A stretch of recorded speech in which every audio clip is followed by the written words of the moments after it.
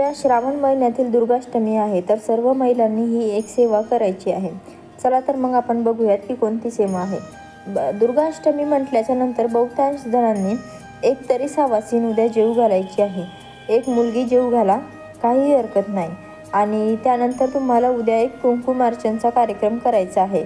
ओम लीम क्लीम चामुंडा विच्चे स्वाहा या नामाचा जप करत तुम्हाला एक लक्ष्मीची मूर्ती खाली ठेवायची आहे आणि त्यावर तुम्हाला अखंड कुंकू टाकत तुम्हाला ओम ब्लीम क्लीम चामुंडा विच्चे स्वाहा या नामाचा जप करायचा आहे। आणि जे कुंकू खाली खूप मोठं साचेल ते कुंकू प्रत्येक महिलेने 12 महिने आपल्या कपाळाला लावायचं आहे। ही सेवा तुम्ही उद्या नक्कीच करावी। उद्या दुर्गाष्टमी हा देवीचा मानलेला खूप महत्त्वाचा आणि खूप चांगला वार आहे, तर सर्वांनी ही सेवा आवर्जून आणि नक्की करा। या सेवेचा फायदा हा सर्वांनाच होईल। आणि घरामध्ये आपल्या कुलदैवतेचा फोटो असेलच, मला असं नाही वाटत की कोणत्या घरामध्ये आपली कुलदैवताचा फोटो नाही आहे किंवा मूर्ती नाही आहे, तर उद्या कुलदैवतेच्या मूर्तीची आणि फोटोची पूजा करा। स्वामींचा 11 माळीचा जप करा। याशिवाय ओम लीम क्लीम चामुंडा विच्चे स्वाहा या नामाचा सुद्धा 11 माळी घेऊन जप करा। आणि उद्या तुम्हाला सर्वांना देवीला 11 लवंगा वाहायच्या आहे। तर देवीला 11 लवंगा खूप प्रिय आहेत, तर लवंगा हा फुलासोबत वाहायचा आहे। म्हणजे लवंगाचं फूल तुटलेलं आहे किंवा देठ तुटलेलं आहे, तर अशा लवंगा चालणार नाही। सर्वांनी लवंगा ह्या फुलासोबत वाहायच्या आहेत आणि अखंड लवंगा वाहायच्या आहे। तुमच्या घरामध्ये जर का अखंड लवंगा नसेल तर तुम्ही बाहेरून आणू शकता आणि त्या देवीला वाहू शकता। तर लवंग वाहत असताना बघा, देठ जे आहे तर ते देठ तुम्हाला देवीकडे करायचं आहे आणि फुलाची जी बाजू आहे ती बाजू तुम्हाला तुमच्याकडे करायची आहे।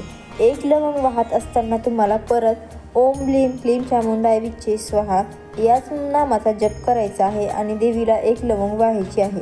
अशा पद्धतीने तुम्हाला 11 लवंगा देवीला अर्पण करायचे आहे।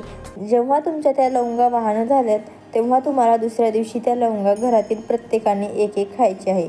आता बहुतांश जणांना लवंगा आवडत नाही कारण त्या तिखट असतात, पण काही हरकत नाही। तुम्ही त्या लवंगा जर घरामध्ये कोणी खाल्ल्या नाही तर तुम्ही त्या लवंगा चहामध्ये कुटून टाकू शकता आणि चहामध्ये कुटून टाकल्याच्या नंतर त्याच्यामध्ये जो चौथा असतो किंवा तो जो चौथा उरलेला असतो तो स्वतः तुम्ही फेकून देऊ शकता, काहीही फरक पडत नाही। पण त्या लवंगा घरातील व्यक्तीनेच खायच्या आहे। घरातील बाहेर कोणत्याही व्यक्तींनी त्या लवंगा खायच्या नाही, कारण तो कुलदैवतेचा प्रसाद आहे आणि कुलदैवतेचा प्रसाद म्हणून आपल्याला ते खायची आहे। तर आपल्या घरावरती असं केल्याच्या नंतर अखंड देवीची कृपा असते आणि आपली कुलदैवता ही प्रत्येकाला माहीतच आहे। तर उद्या महिलांनी कुंकुमार्चनचा कार्यक्रम करावा, देवींचे नामस्मरण करावे, देवींच्या 11 माळीचा जप करावा। त्यानंतरच महिलांनी 11 लवंगा वाहावे। त्याच्यानंतर दुर्गा सप्तशतीचे पाठ घ्यावे। उद्या दुर्गा सप्तशतीचे पाठ घेणं पण खूप चांगलं मानलं जातं।